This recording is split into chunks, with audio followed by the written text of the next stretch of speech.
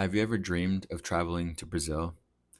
This is Fernando de Noronha, an island off the coast of northeastern Brazil. And in this video, I'm going to tell you everything you need to know about traveling to this island and how to explore this absolutely stunning island. Let's get into it. The first thing I'll talk about is all of the fees you need to be aware of. This is a heavily protected island, much like the Galapagos in Ecuador, and it gets quite expensive very quickly. You have to pay a government fee.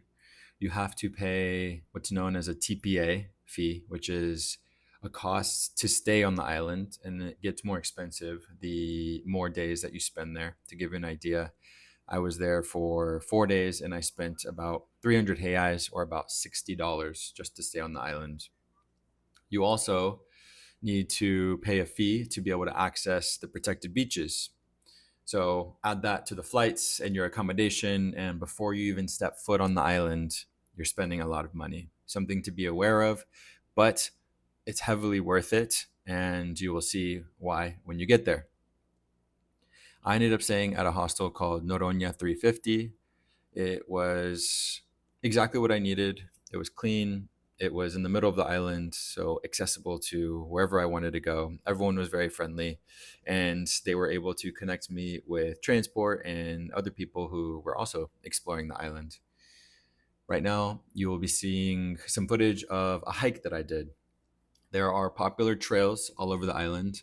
And another thing that you need to know is that you need to book the hikes that you want to do in advance through the island's government websites. I will link that in the description below. But again, this is just for the islands to be aware of who's hiking and where they're at. Some hikes are much shorter and are easy to access. You can do them on your own.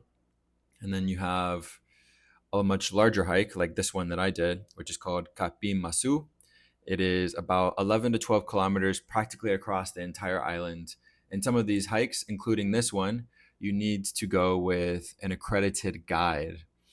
There is a website where you can access all of these guides, and you could simply shoot them a WhatsApp message. Or, for example, when I was staying at my hostel, they connected me with a guide called Vito, which was an incredible person. And he was so knowledgeable about the island and was with us the whole time, and really made the entire journey enjoyable. You'll see here that we walked through the jungle to start with. It felt like we were in Jurassic Park, and then we made our way to the coast, and we were checking out this cavern with these incredibly powerful waves.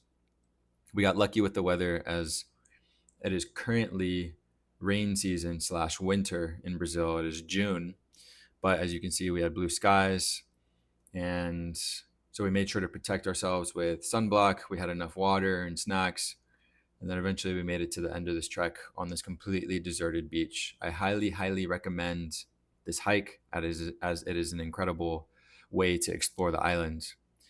There are also other things to do on the island. Surf season is approximately from October to February. They are also very into releasing turtles. You'll see these absolutely adorable turtles that they release. There was a bunch of people that showed up to this beach. It ended up being quite chaotic because a bird showed up and ended up eating four of the baby turtles.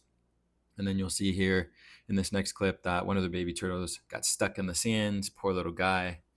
They did help him out, and he was able to swim into the water, which is all part of nature.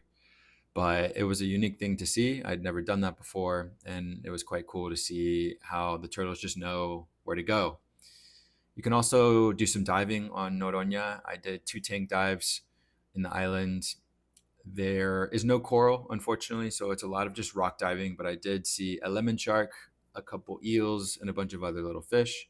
You also see an array of different species of birds, which is really cool. You'll see this bird here, which has this red thing on its neck. That was very interesting. I woke up early one morning to watch the beautiful sunrise. It was incredibly peaceful. You'll find that all over across the island, there's just stunning beauty. I highly recommend going to this island because it is so stunning and heavily protected and feels like a true paradise. It felt like it wasn't impacted by humans in other places like you might find. I didn't really see trash anywhere. and it was a truly special place. This is Fernando de Noronha, and good luck on your trip.